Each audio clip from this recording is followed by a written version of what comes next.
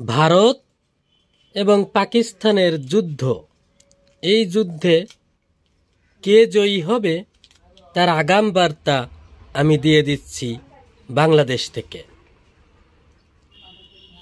কিছুদিন আগে আগস্টে বাংলাদেশে একটি যুদ্ধ হয়েছিল ছাত্র জনতার সাথে শেখ হাসিনার। এই যুদ্ধে ছাত্র জনতা জয়লাভ করল, শেখ হাসিনা পলায় চলে গেল। আর সেই শেখ হাসিনারে ভারত আশ্রয় দিয়েছে।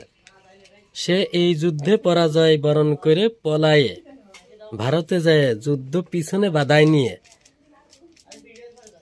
চলে গেল।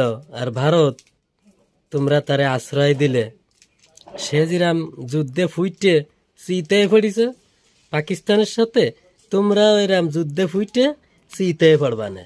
আগাম বার্তা দিলাম।